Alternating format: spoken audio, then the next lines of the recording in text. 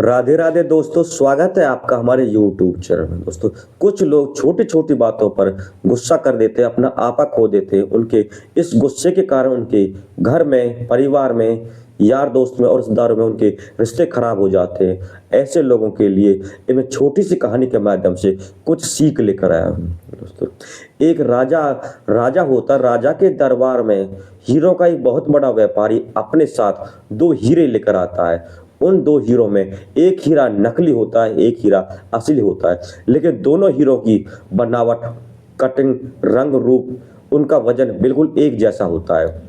वो हीरो का व्यापारी राजा से कहता है, राजा साहब, इन दोनों हीरो में से यदि तो आपके दरबार में से किसी ने भी असली हीरे को पहचान लिया तो मैं आपको एक हीरा दान में दे जाऊंगा, आपको यूं ही दे जाऊंगा। और यदि इन दोनों हीरो में से असली हीरे के बारे में आपके दरबार में कोई भी पता नहीं लगा पाया तो इस हीरे की कीमत के बराबर आपको मुझे स्वर्ण मुद्राएं देनी होंगी। तो राजा जो है उस व्यापारी की इस बात को सुनकर बहुत खुश होता है। वह खुश होता है कि यह कौन सी बड़ी बात है, मेरे पास 10 इतने बड़े कुशल जौहरी हैं जो इन हीरो में से एक असली हीरे को आराम से पहचान लेंगे। अब जो है दोस्तों, सर्दियों का समय होता है। राजा का दरबार खुले आंगन में धूप में लगा होता है। राजा के दरबार में मंत्री, संतरी, दरबारी, सिपाही, जनता सभी दरबार में बैठी होती है। वह व्यापारी सभी के सामने खुले दरबार में उन दो हीरों को धूप में रख देता है। राजा जो है अपने कुशल जौहरियों को आदेश देता है कि उनको बुला के लाओ और इन हीरो की पहचान करेंगे। तो राजा के कुशल 10 जौहरी राजा के दरबार में आ जाते हैं और राजा उनको आदेश देते हैं कि इन दोनों हीरो में से असली हीरे को पहचान के बताओ असली हीरा कौन सा है।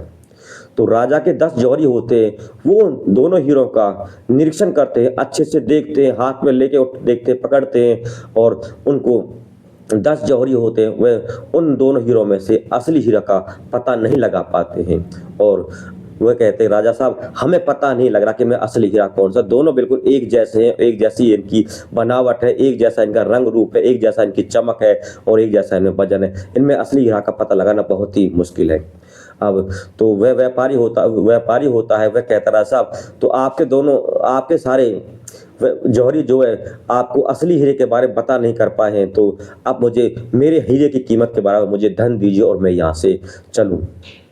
तभी जो है राजा के दरबार में से एक अंधा व्यक्ति अपनी जगह से खड़ा होता है और वह राजा से कहता है, राजा साहब, अगर आप मुझे आदेश दें, यदि आप मुझे आज्ञा दें तो मैं इन दोनों हीरो में से असली हीरे को आपको पहचान के बता सकता हूँ। तो राजा कहता है, भाई, मेरे पास इतने कुशल और अच्छे जौहरी थे और जो पढ़े लिखे भी थे, जो इन हीरो में से असली हीरे को पहचान नहीं पाए। तू तो अंधा है और अनपढ़ है, तू असली हीरे को कैसे पहचान लेगा? मेरी और इतनी बदनामी और इतनी बेइज्जती क्यों कराता? मेरी बहुत ही यहाँ बेइज्जती हो चुकी है। तो अंधा व्यक्ति का, राजा साहब, आप सर तो हार ही चुके हैं, एक बार मुझे मौका देने में आपका क्या हर्ज है? तो राजा साहब जो है उस अंधे व्यक्ति की बात मान लेता है और अंधे व्यक्ति को आदेश देते हैं कि आप इसमें से असली हीरे को पहचानिए। तो अंधा व्यक्ति जो है अपनी जगह से आगे बढ़कर जो हीरो के पास आता है और हीरो को जब वह अपने हाथ में लेकर देखता है, दोनों हीरो को बारी बारी से अपने हाथ में लेकर देखता है, तो उनमें से एक हीरे को उठाकर वह राजा की तरफ इशारा करके कहता है, राजा साहब, ये असली हीरा है। तो राजा साहब उस हीरे के व्यापारी से कहते हैं, वह व्यापारी, बता, ये असली हीरा है या नकली हीरा है? तो वह व्यापारी कहता है, राजा साहब, ये असली हीरा है। अब जो है राजा साहब शर्त जीत जाते हैं और वह व्यापारी जो होता है उस हीरे को राजा को दे देता है। लेकिन वह राजा और व्यापारी के मन में यह जिज्ञासा होती है कि जो इतने बड़े कुशल जौहरी थे वो तो असली हीरे को पहचान नहीं पाए, अंधे व्यक्ति ने कैसे हीरे के बारे में पहचान लिया? तो राजा साहब उससे पूछते हैं, भाई, तुम मुझे ये बताओ कि तुमने इस अंधे होते हुए भी मैं असली हीरे को कैसे पहचान लिए? तो अंधा व्यक्ति बताता है कि राजा साहब, ये दोनों हीरे धूप में रखे हुए थे। जो नकली हीरा था, जो पत्थर का हीरा था, वो धूप में गर्म हो गया और जो असली हीरा था वो धूप में अपना शालीनता और अपनी शांति बनाए रहा, वो ठंडा बना रहा, इसलिए जो ठंडा बना रहा वही असली हीरा है। तो राजा साहब ने जो है उस अंधे व्यक्ति को शुक्रिया अदा किया और उसे उचित इनाम दिया और वह व्यापारी उस हीरे को राजा को देकर चला गया।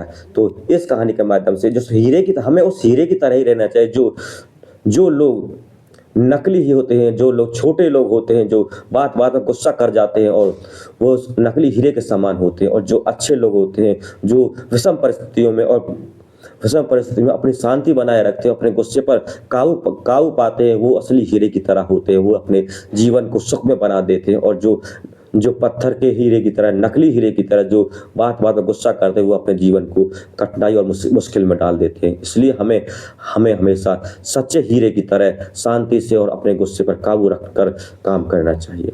और इसी कहानी के माध्यम से मैं आपको यही बताना चाहता हूँ कि हमें छोटी छोटी बातों पर गुस्सा नहीं करना चाहिए, अपना आपा नहीं खोना चाहिए।